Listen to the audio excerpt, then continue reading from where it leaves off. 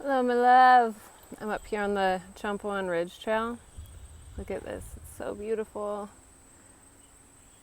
Just wanted to remind you that I love you.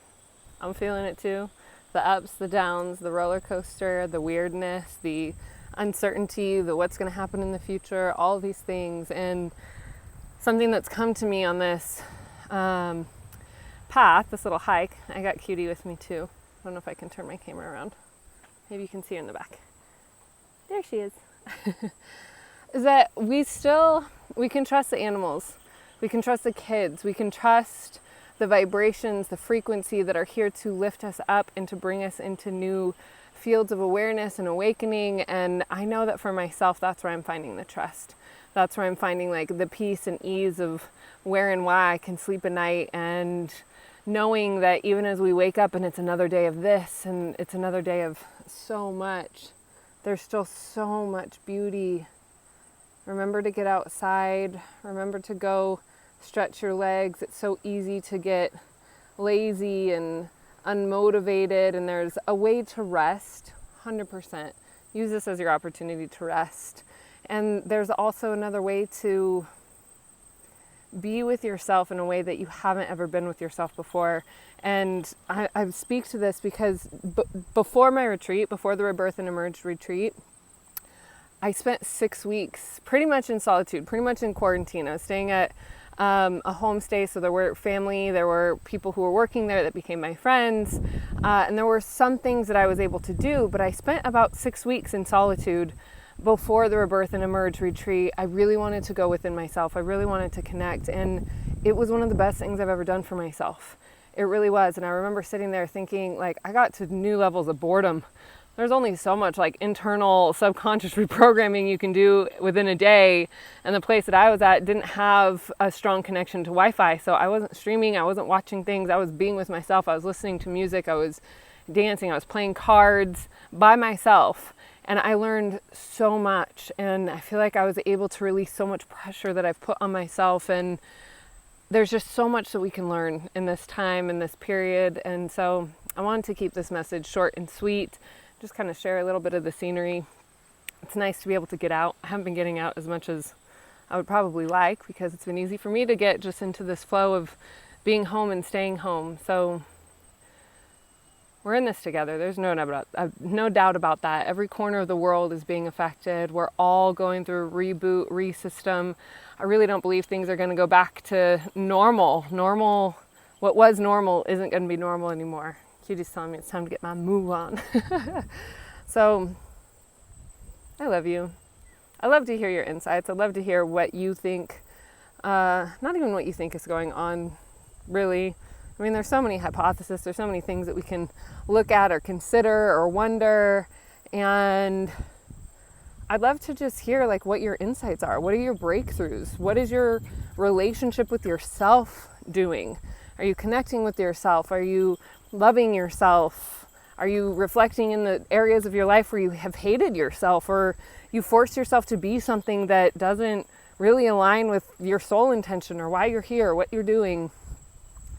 I'd really love to hear more about that, what your relationship with yourself is like, and if at all, if there's any way that I can support you in developing that real connection to you. Because at the end of the day, especially for those of us who have been alone through this quarantine and not with our family, not with the life that we've created more or less just with ourselves, there's so much for us to learn from this experience, and so much connection to be had. And that's really my prayer for you, is connecting with yourself in a deeper way than you ever have, and seeing what comes through the other side.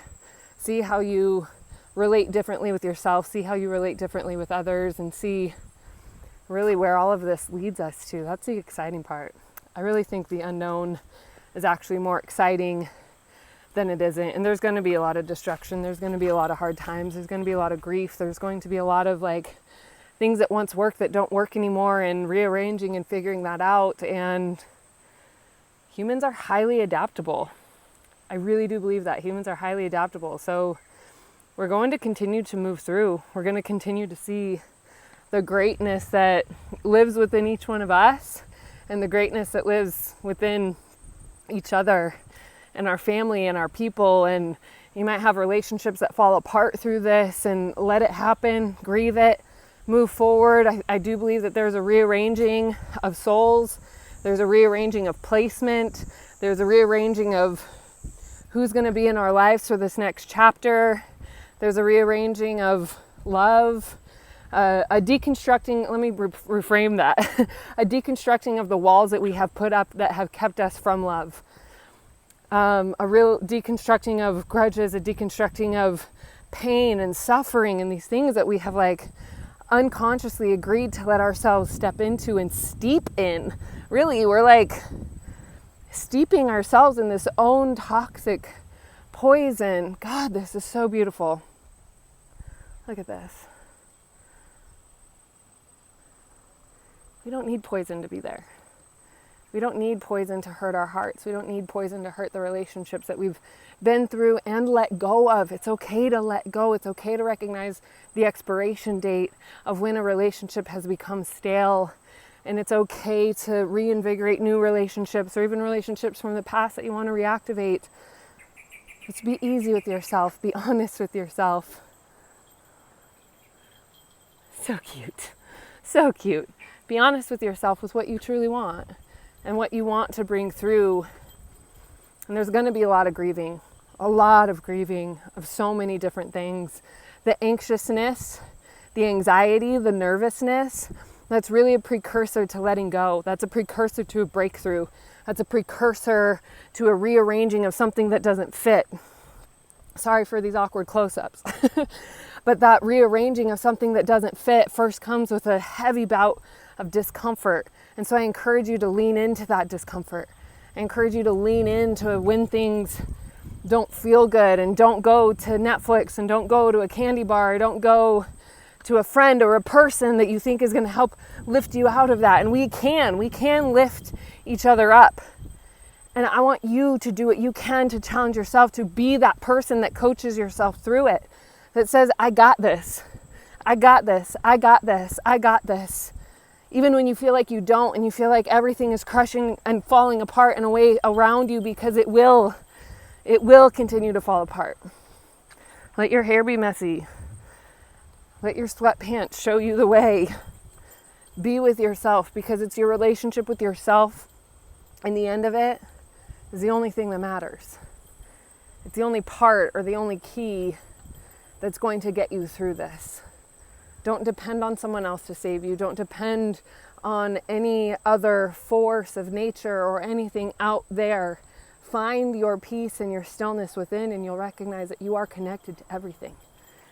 Absolutely everything. So there's not necessarily anything for you to depend on other than the grace of the stillness and the love within you. And I can guarantee you that will bypass and shortcut a lot of really hard lessons that will come through this. There's going to be challenge, there's going to be darkness, there's going to be pain. The best thing that you can do to prepare yourself for that is to be your own strongest ally. And in being your own strongest ally, that doesn't mean forcing other people out. That doesn't mean hurting or harming those around you.